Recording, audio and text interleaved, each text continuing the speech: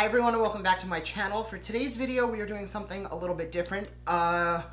In 2.5 years on my channel we have done makeup, we have done skincare, we've even talked a little bit about hair care, but we have never spoken about fragrance. So today we're going to be doing a couple different things, including talking about a new beauty subscription service all about fragrance, going through some of my favorite fragrances on the market right now, and really just wrapping up my thoughts and views on the fragrance market as it is, all in today's video. So if that's something you're into, make sure to keep on watching, and please don't forget to subscribe.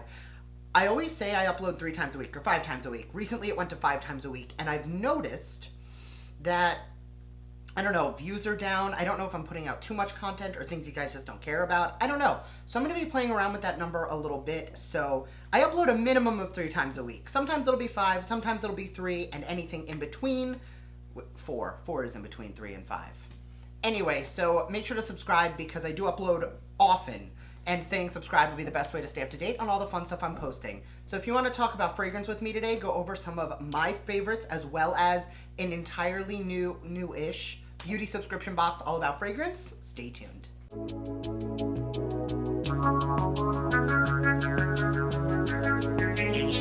So the first thing we're going to do is talk about the new subscription service. Then I'm going to jump into my favorite fragrances like currently. So this is LuxSB, also known as the Luxury Scent Box. This was sent to me. It was not a sponsored video, but they did send it to me. So I didn't pay for it, but I'm still going to talk to you guys about it.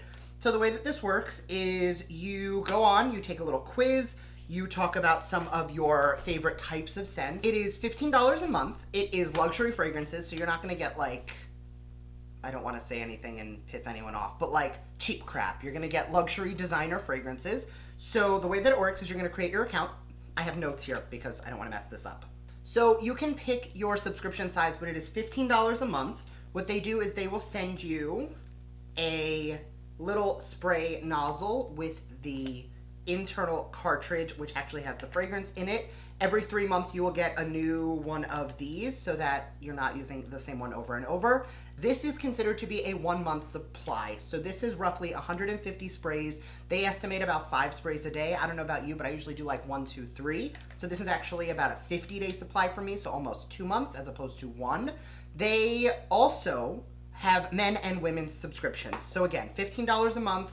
You're gonna get this, 4 of these a year, and the cartridge every single month. Now, if you're someone like me and you're hanging around the house, you don't wear fragrance, so you're gonna get a lot more than 1 month out of this. I also did some research, and with the subscription boxes on the market, this size vial is actually one of the largest of the subscriptions.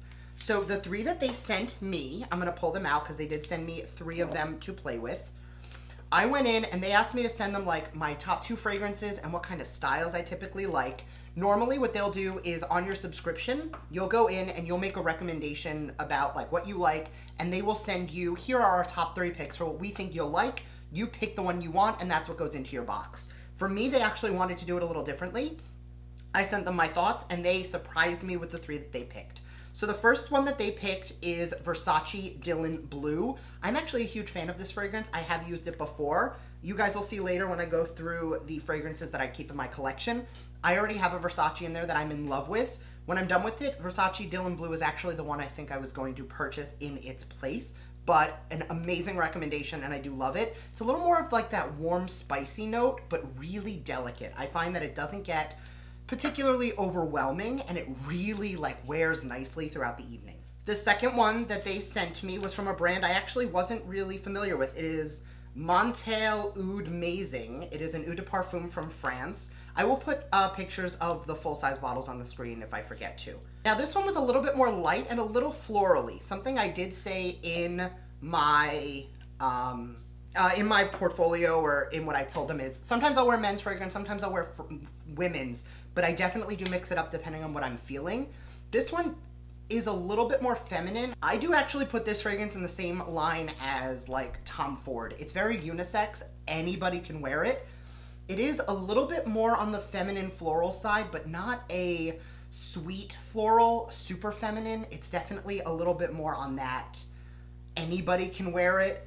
The one thing I will say is that the way that this one applies when you first put it on, it's a little grandma, I'm not gonna lie. But you gotta give this one like 10-15 minutes on the skin. With an eau de parfum, they usually say spray it on and let it dry. You always see people like rubbing their wrists together. That just bruises the fragrance. That's not something I typically recommend doing, but once you let it warm up on your skin a little bit, mix with your body chemistry, I do find that this mellows out a little bit and it's a lot more beautiful. And the third one that they sent over, this one is Montserrat Oud. This is called Blue Notes. This is also an eau de parfum. It is also a French fragrance. This one was the most, I feel like, gender neutral of the three that they sent me. I definitely got a men's, a women's, and an in-between. This one I found was a little bit more, it's not woody, but it's not spicy.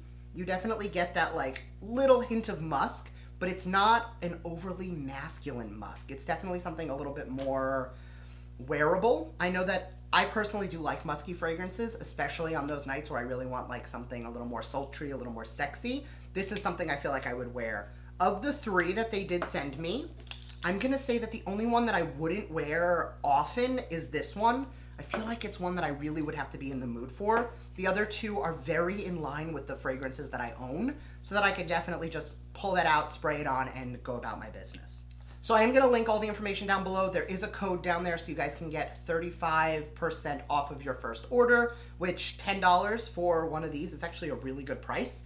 If you have any questions on anything, leave them down below, and that is LuxSB, or Luxury Scent Box. And now that we're done with that, I'm gonna show you guys what I consider to be my top 5 fragrances from my collection. There are a few that I don't have in my collection, either because I've used them up and I haven't repurchased them yet, or I had a smaller bottle and it's gone now. So I am gonna be talking about one that is not in my collection, which I will say is probably the next one I'm gonna go out and end up purchasing. So the first one I'm gonna talk about, and just so I don't wanna do like my favorite to my least favorite, because my opinions really do vary day to day. So what I'm gonna do instead is I'm gonna go in the order in which they were added to my collection.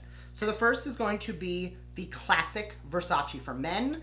I love this because it's super fresh, it's super lightweight, but there's definitely a masculine quality to it, but it's not like rugged and tobacco-y. I don't mind that, but it's not what I typically go for. So with this one, it's more of like a sweet for men. So you know how sometimes men's fragrances will have that little bit of like almost vanilla, but not really? I wouldn't classify this as a sweet fragrance. I would classify it as a fresh fragrance. It just smells like clean.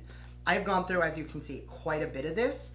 Whenever I would be like getting ready to go out, what I'll do is I will pull out my outfit in the morning. I will give a couple sprays of this just to kind of like give everything that clean, fresh scent.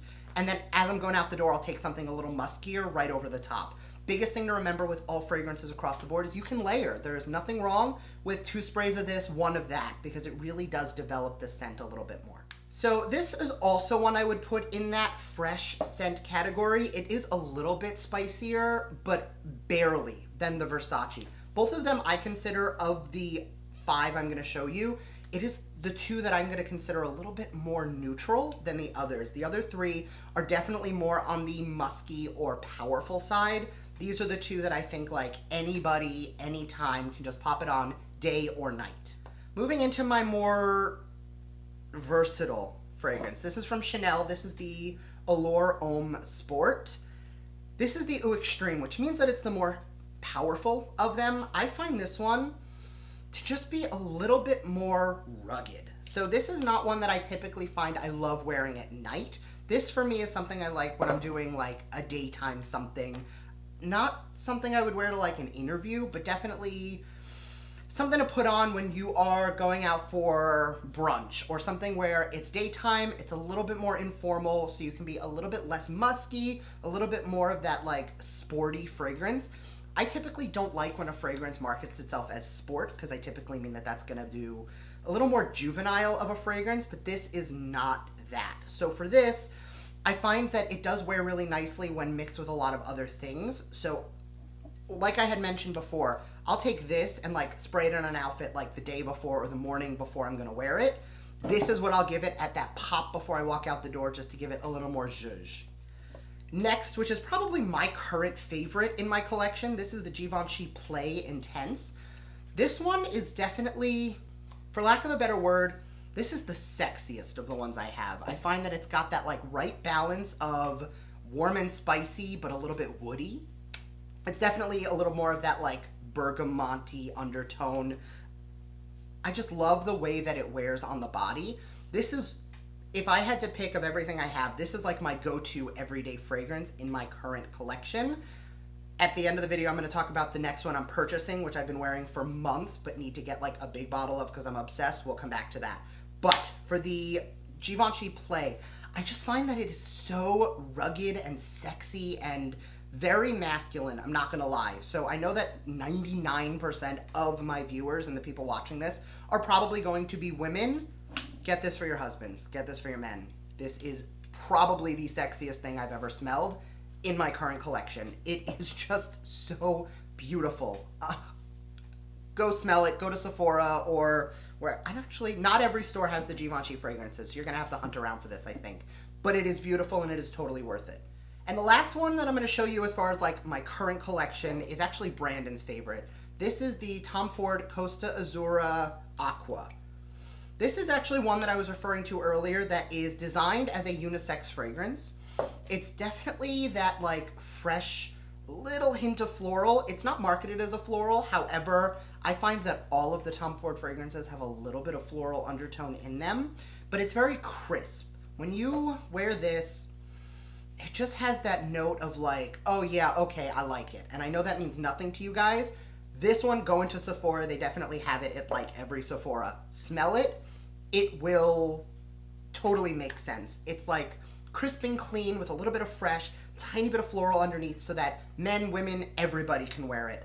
It's a little pricey, I'm not gonna lie, but definitely one to consider. Like I said, this is Brandon's favorite, so these two specifically actually work very well together, that it's not like, you know how sometimes two people wearing fragrance, walking down the street will, like, they just don't mix right? And that's the issue that I run into with a lot of fragrances, that men and women's fragrances are typically meant to complement each other. When you have two men's fragrances together, sometimes they can compete. None of the ones I'm showing you today compete with each other. If you are looking at anybody you know likes any of these, any of the other ones will fall in the same realm of the things that they would like. Last one I'm going to talk to you guys about today, and this is actually really hard talking about fragrance because you guys can't physically smell it. YouTube does not have a scratch and sniff function. But the last one I'm going to talk to you about today is the only one from Dolce & Gabbana, which is the next on my list that I have to get. It is probably my favorite fragrance that I don't currently own. I've been wearing it for months. I got a Sephora sample, then I got a rollerball of it. It is beautiful. So it has these like coffee and citrus notes mixed together. It's just so beautiful. It's actually meant to be, or it's sold on the women's side of the fragrance counters. However, I just find that it wears so beautifully on me.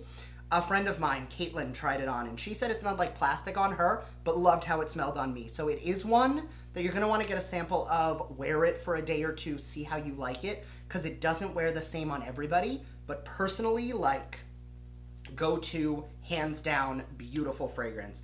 That, and honestly really any of them, I would put it very similar to the Versace Dylan Blue, because there is a Dylan Blue women's, men's, it's on the same sides. I would put Dolce & Gabbana, like, the only one in that same category.